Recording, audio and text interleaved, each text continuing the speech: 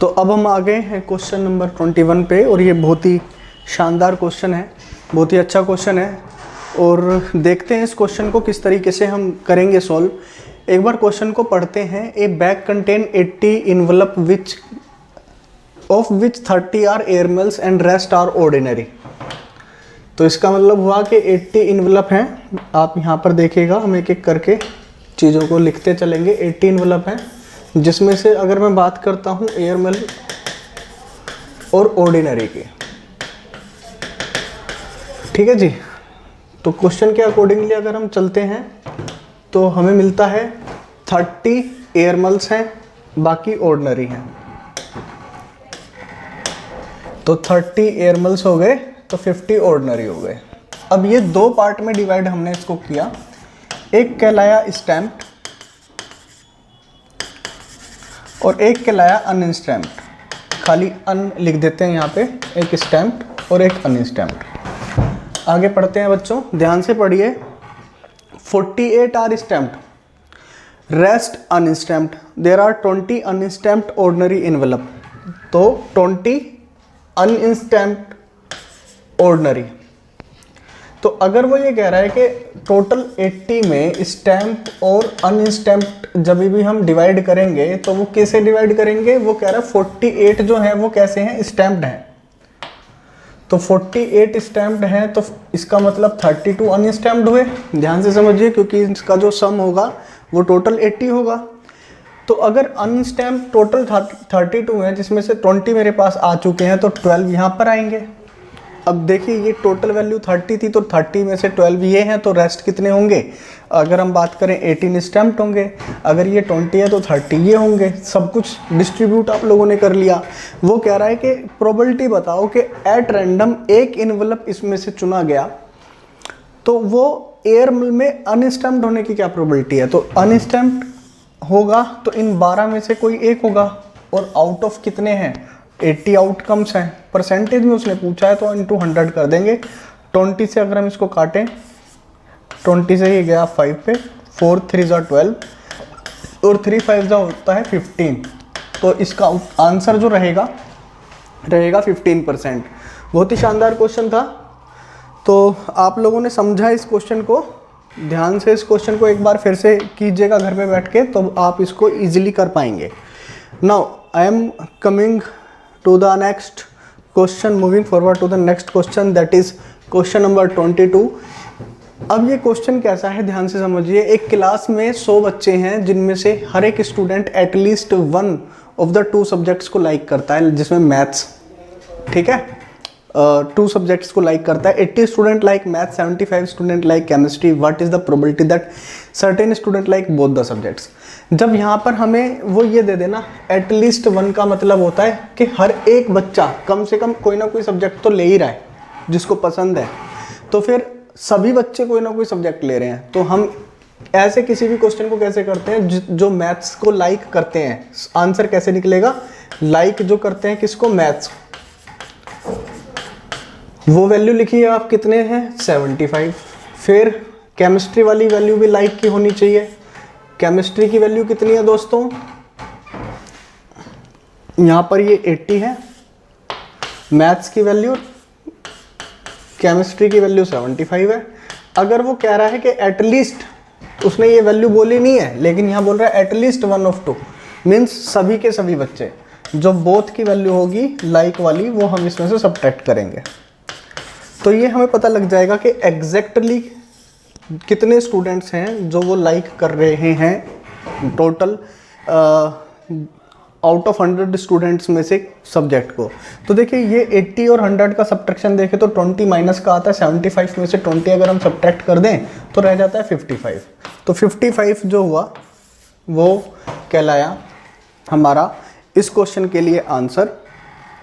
25 अगर हम देखें तो माइनस का 25 होता है, माइनस का 25 हम माइनस करेंगे, हाँ 55 आएगा।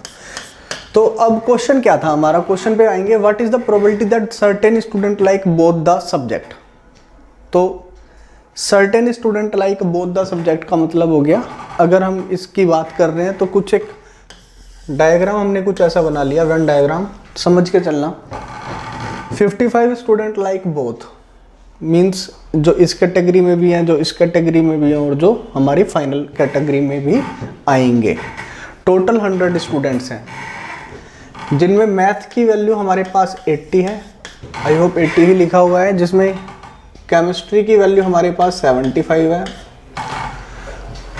अब बात को समझिएगा, टोटल अगर हम बात करते हैं टोटल रीजन की, जिसमें every region is included, whether it is the like this region, ठीक है, और they may be it may be this region और it is also this region. तो इन सब का सम जो है कितना आ रहा है बच्चे, 55 बच्चों को सब्जेक्ट हमारे दोनों में से पसंद हैं कुछ ना कुछ। तो अगर हम इसको प्रोबेबिलिटी बताना चाह रहे हैं तो 55 आउट ऑफ कितना है बच्चे, 100 है। हम इसको 5 से काटेंगे तो ये आ जाएगा 11/20। आप परसेंटेज में भी बता सकते थे इसका आंसर ऑप्शन ए, इसको इससे समझ लीजिए, इसका मतलब 55 का ये होगा। चलिए आगे बढ़ेंगे, बहुत ही खूबसूरत सवाल था, बहुत ही अच्छा सवाल था। एक और क्वेश्चन है, ये बहुत ही अच्छा क्वेश्चन है और ये जनरली चेंज नहीं होता है क्योंकि इसमें कोई ऐसी संभावना नहीं है चेंज होने की, ये एज इट इज पूछा जाता है। तो क्वेश्चन आए, what is the value of pi, value of pi is up to 50 decimal places is this. A boy asked to select a number from this at random, probability that number is selected as 3। तो उसकी probability हमें बतानी है कि उस 3 आने की संभावना कितनी है। तो बहुत ही आसान सवाल है ये। 3 आने की संभावना जो होगी वो 3/17 होगी। कितनी होगी, 3/17, 3/17। आई होप कि ये चीज़ आपको समझ में आई। अब ये ऐसा क्यों है तो वो चीज़ समझिए। टोटल हमारे पास नंबर्स हैं 50। अगर मैं देखूं तो कोई भी नंबर 0 से 9 के बीच में लाई करेगा, प्रैक्टिकल बात है, 0 to 9 के बीच में नंबर लाई करने वाले हमारे। आपको फ्रीक्वेंसी डिस्ट्रीब्यूट करनी पड़ेगी कि 0 कितनी बार आया, 1 कितनी बार आया, 2 कितनी बार आया, 3 कितनी बार आया। तो जब हम उन सब को देखते हैं 0, 1, 2, 3 से लेकर 9 तक, हम देखेंगे कि सारे नंबर्स कितनी भी बार रिपीट हो रहे हैं। तो टोटल हमारे पास में 17 हमारे पास बनने वाले हैं। मतलब 2 एक बार आ गया, जैसे सपोज करो, या ये इसको काउंट करोगे आप 1, 2, फिर आगे देखोगे कितनी बार आ रहा है 3, 4, 5, तो 1 आ रहा है कितनी बार, 5 बार। इस तरीके से आप लोग लिखते हुए चलेंगे। टोटल वैल्यू हमारे पास जो आएगी वो आएगी 3 की 3/17।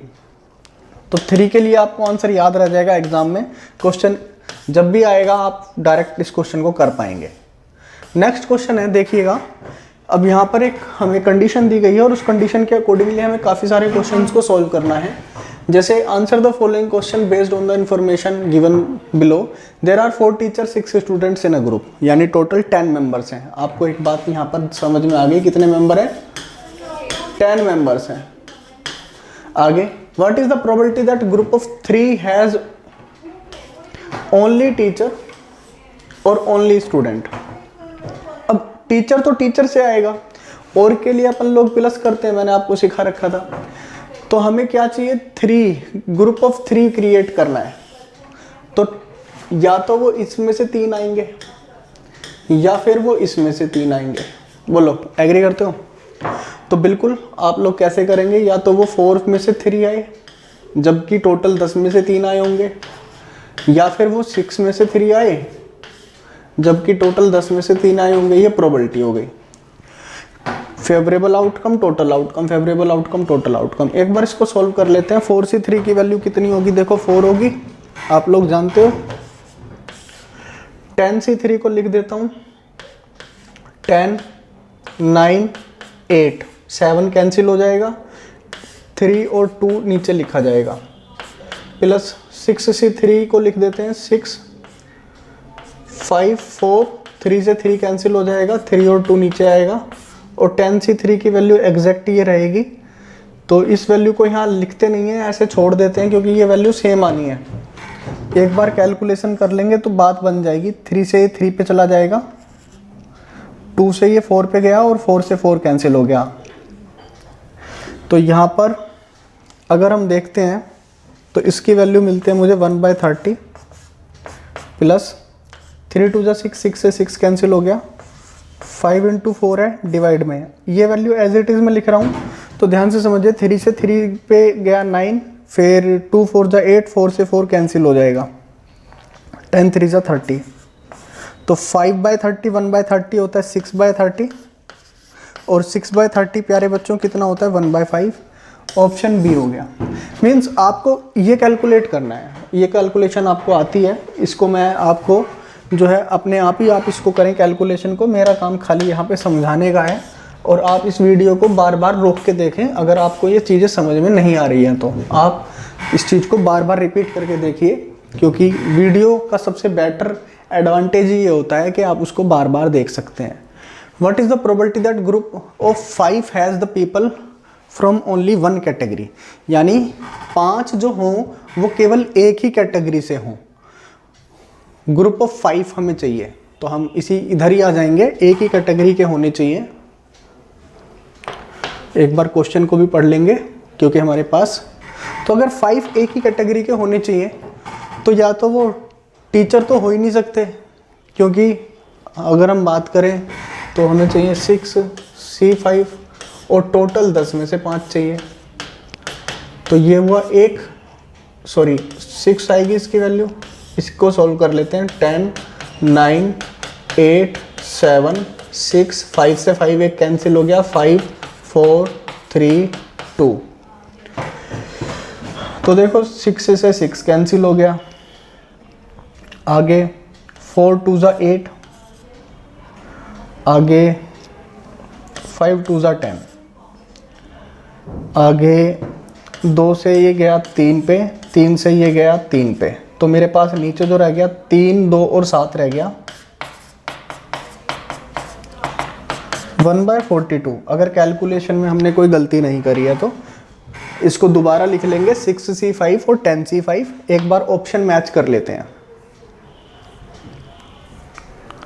जी हाँ, बिल्कुल है ऑप्शन में, तो कैलकुलेशन भी ठीक है। इसका मतलब आप लोग को खाली इतना कैलकुलेट करना है, क्योंकि आप सोचो जब हमें 5 की ही टीम बनानी है तो 5 में तो अगर हम बात करें टीचर तो 5 है ही नहीं, तो टीचर तो आ ही नहीं सकते, केवल स्टूडेंट्स से आएंगे। आगे अगले क्वेश्चन पे आएंगे। What is the probability that group does not have both from the same category. ये बहुत प्यारा सवाल है, लेकिन इससे पहले मैं क्या करने वाला हूँ, मैं डेटा को यहाँ पे लिख लेता हूँ। डेटा लिखने के लिए मैं बार बार पीछे स्लाइड पे नहीं जाता, मेरे पास क्वेश्चंस की शीट है, मैं वहाँ से देखकर डेटा लिख देता हूँ। क्वेश्चन था हमारे पास में, what is the probability that 2 does not have both people from same category.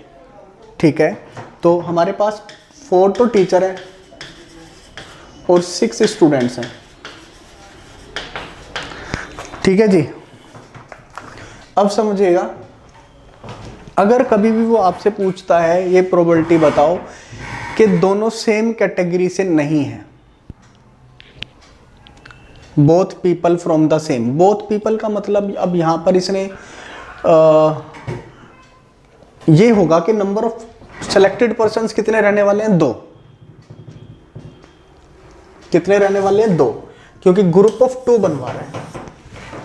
तो कितना क्या होने वाला है इसका आंसर बच्चे? इसका आंसर ये होने वाला है, 2 तरीके हैं इसको करने के। मेथड नंबर 1, ये प्रोबेबिलिटी निकाल लो कि वो दोनों सेम ही ग्रुप से हैं। तो या तो 4C2 10C2, फिर 6C2 10C2। हमने क्या करा, मैंने 2 बंदे चुनने हैं, या तो मैं 2 चुन सकता हूँ टीचर में से, 4 टीचर में से 2 टीचर चुन लिए, 10 में से 2 टीचर चुन लिए, या 6 में से 2 स्टूडेंट चुन लिए, 10 में से 2 स्टूडेंट चुन लिए, या यानी और के लिए हमने प्लस लगा दिया। ये तो प्रोबेबिलिटी हो गई कि जिसमें हम चुन रहे हैं कि दोनों सेम ग्रुप में हैं, तो हम इसको 1 से सब्ट्रैक्ट कर देंगे, आंसर सेम आएगा। आप इस चीज़ को कैलकुलेट करके देखिएगा। या दूसरा तरीका ये हो सकता था हमारा इस क्वेश्चन को करने का कि हम 4 में से तो 1 ले रहे हैं एंड 6 में से भी 1 ले रहे हैं, लेकिन 10 में से 2 ले रहे हैं। अब एंड के लिए हम करते हैं मल्टीप्लाई, तो 4 × 6 और ये 10c2 हो जाएगा 10, 9, 8 फैक्टोरियल, 8 फैक्टोरियल से 8 फैक्टोरियल कैंसिल होगा, नीचे 2 है, 2 5 ज़ा 10, तो 4 × 6 है, 3 से काट लेते हैं, 3 दूनी 6 और यहाँ पर आ गया 3, ठीक है। तो अब तो कुछ कटना नहीं है मेरे हिसाब से, शायद 8/15 हमें मिल रहा है यहाँ पे। एक बार कैलकुलेशन आप लोग चेक कर लेंगे। Does not have both the people from the same category, बिल्कुल ठीक है, 4 में से एक ही ले रहे हैं हम और 6 में से भी एक ले रहे हैं, लेकिन हमने 10 में से 2 लिए हैं। तो 4c1 की वैल्यू 4 होती है, 6c1 की वैल्यू भी 6 होती है। 10c2 देख लेते हैं एक बार, इसको फिर से कैलकुलेट कर लेते हैं, दोनों को कैलकुलेट कर लेंगे। 4 × 6, 10 × 9, 8 कैंसिल हो गया, 2 है मेरे पास नीचे, तो 4 × 6, 5 × 9,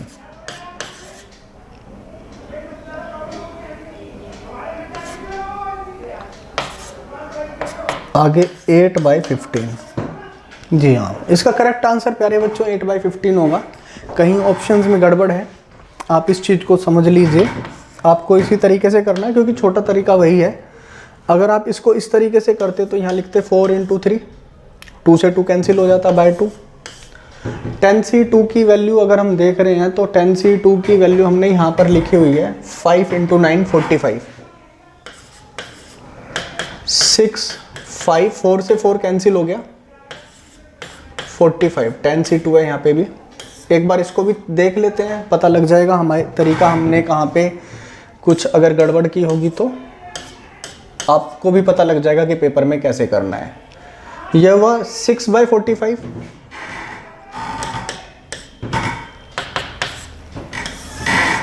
1 - 6/45,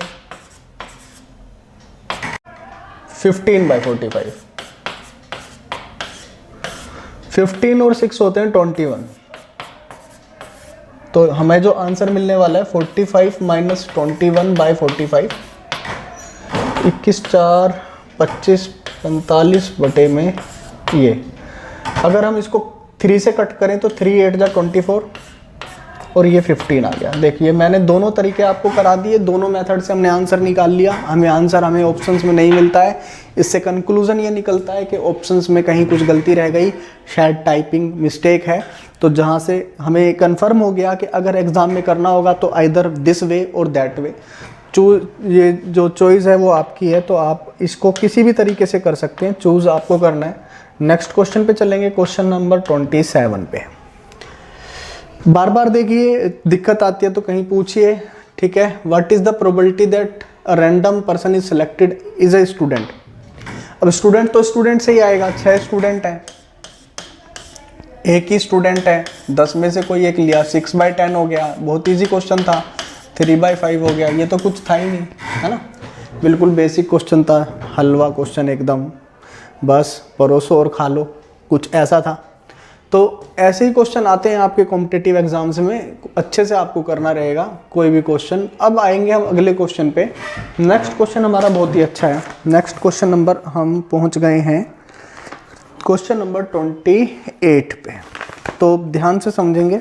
probability of mouse eating cheese 1/5, probability of cat eating mouse 1/6, बहुत अच्छा सवाल है। Cat dog eating cat 1/7, lion eating dog 1/8, man eating lion 1/9, जबकि कोई आदमी शेर नहीं खाता है, फिर भी क्वेश्चन में लिखा हुआ है। Probability that a man eating a lion who has eaten a dog which had consumed a cat who ate a mouse which didn't eat cheese।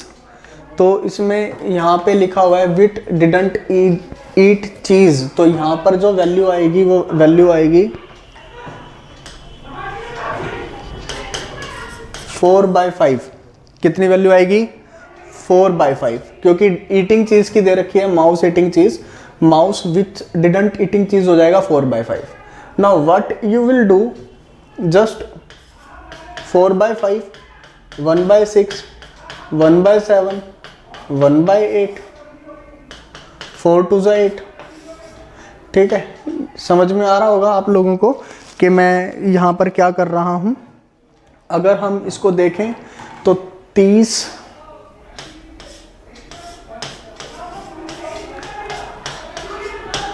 ठीक है बच्चों, ठीक है, इतना हमें मिल गया। अब ये जो वैल्यू होगी वो इन सब की एक कंबाइंड वैल्यू आ रही है।